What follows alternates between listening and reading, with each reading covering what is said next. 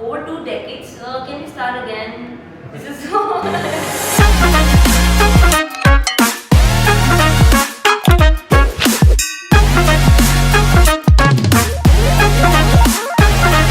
to Eminence Business Media's first ever Eminence Unfiltered with Thomas Altman. Thomas has an experience in cleaning chemistry, cleaning processes, cleaning validation and regulatory compliance. Over the 2 decades of experience, he has advised several pharma manufacturers, APIs, biotech and cosmetology.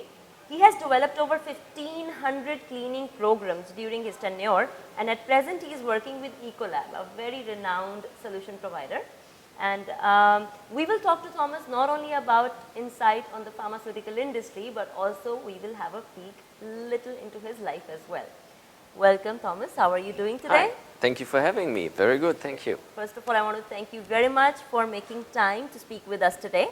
And I would like to, first of all, know you outside work. When I say this, I mean to say that we all know about your contribution to the pharmaceutical industry. So who Thomas really is outside work?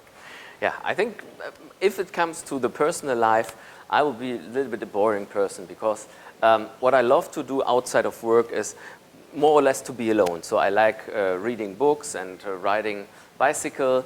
I go to work every day by bike if it's possible, so it's a distance of just 40 minutes. Okay. And yeah, what I do really like is if I'm hiking 3 hours without anybody meeting in the mountains, that's really nice for me as a person. But it's maybe related to the job. To be very that we honest, have. this is definitely not a boring personality.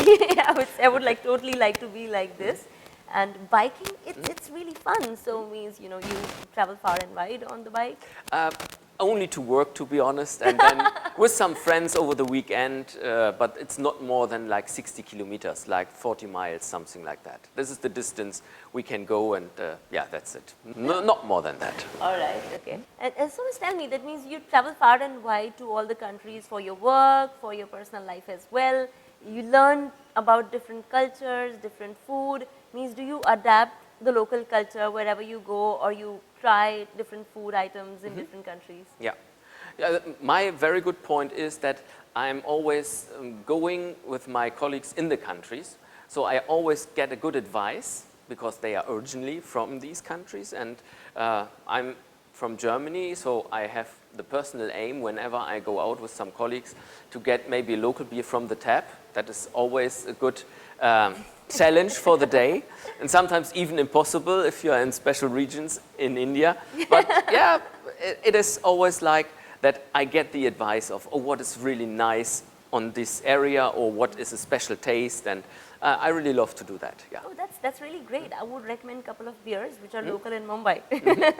Nice. Right, did you try Mumbai Vada Pav? Not so far, no. But okay, so means Mumbai, the specialty is Vada Pav. It's the best item and probably the symbol of Mumbai when it comes to the food items. All right. You must try it. I will maybe try it tonight. But you need to have stomach for spicy food for that. Ooh, okay, let's see. Maybe my colleagues can help me then. Okay, so I also want to know that you have worked very closely with Indian pharmaceutical industry.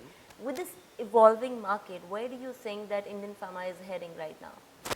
Yeah, for me, especially in India, the market is really placed as an international market.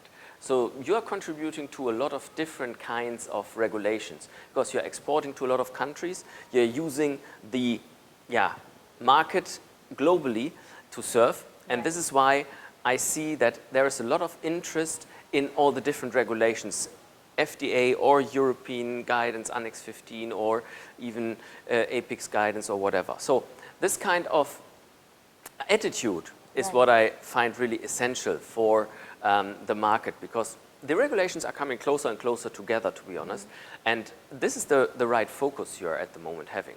All right. Okay, that's really great. And you know, at this point of time, a little out of the box, but indirectly this question is very relevant to our talk, because I feel at this point of time, technology plays a very vital role. For example, even in cleaning validation, everything is online. Then we have several softwares that we need. And it simplifies the job for the API manufacturers in the end of the day.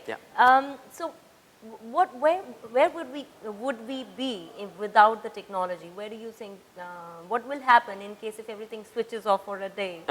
What would you do? Yeah, so if that would be the case, I would think there will be a lot of extra shutdowns and a lot of safety observations, because there are so many measures so that this should not happen. And for me, it is really, specifically in India, the case that we have a big, I would say, black and white situation. There are companies who are really traditionally producing, and they might cope with that easier compared to companies who have installed validation software or dealing with very, very new systems. So this kind of situation is what you can test as a disaster recovery or something like that, to have an extra power supply and these kind of things. But if there would be really something serious happening, I think that would be the proof that this recovery testings are okay. All right. Okay.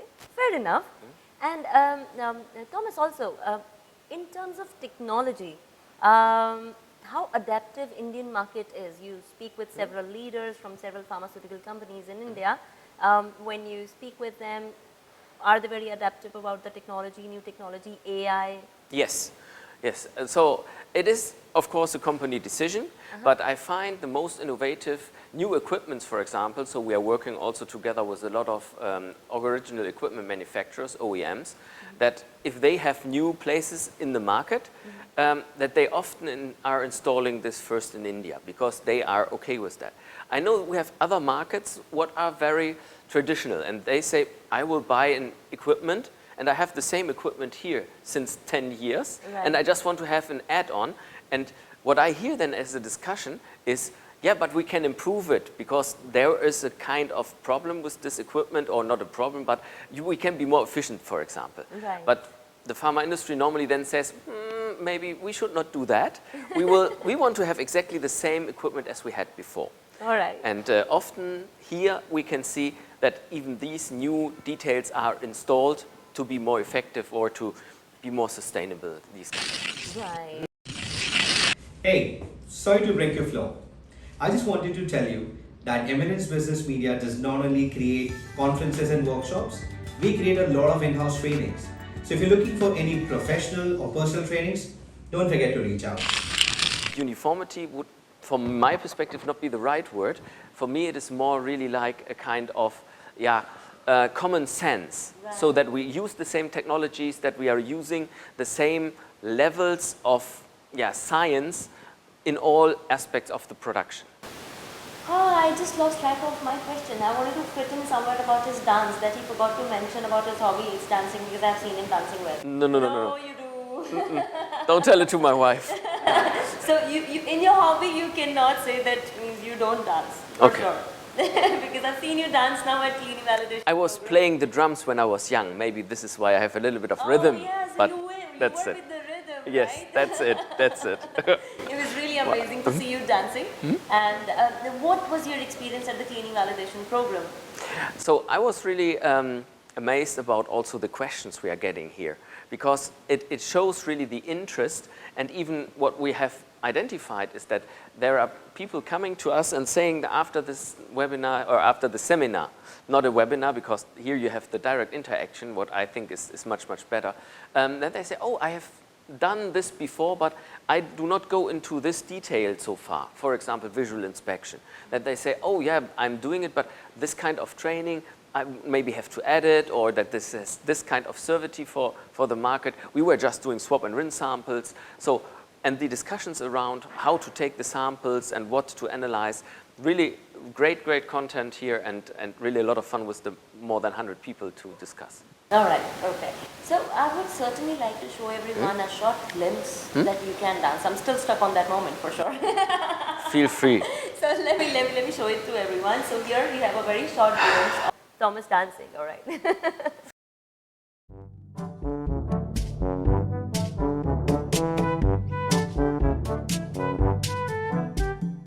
So coming back from that, so we know that one of the hobbies Thomas has is dancing. He's probably hiding it from us. He doesn't want to tell this to his wife. He said that. All right. Okay. So now, before we let you go, one last thing.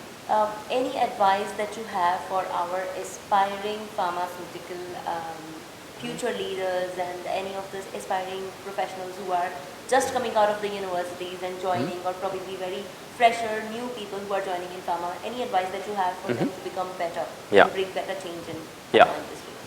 So no, my example or my perfect advice would be really to live the diversity, so that you have so many different cultures, you have so many different people who are really loving what they are doing, and really to go into that direction, to never lose your ability to learn, so you will always want to learn something new, and even to be open to new cultures, what you said, to new food, to really the people, because that is the from my perspective, difference you can make. You can be open and you can help really to get the community growing and also the knowledge in the community and give it to others. So it is not like you have to be the best in class. It is about socializing. It is about, going, there is a problem, we will try to fix it together, not leave somebody alone. These kind of things, I think this time is over, that you say, oh, this is your job, you have to do that.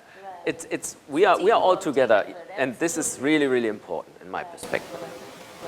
Wow, Thomas, it was such insightful conversation. Thank you very much for that. And your ideology with regards to is how to keep the team together, because it's never one person's success. Thank you very much for sharing about this. And like we hear from Thomas and his views, I would also recommend the same thing, that is, in case if you implement such kind of ideology, it was so refreshing and such fresh perspective on everything that he has. Probably a positive attitude, you can say. So let's have that positive attitude and make sure that everyone grow with us together. And best of luck to all our pharma professionals. Thank you very much. This was Thomas Altman and Dilip Kaur.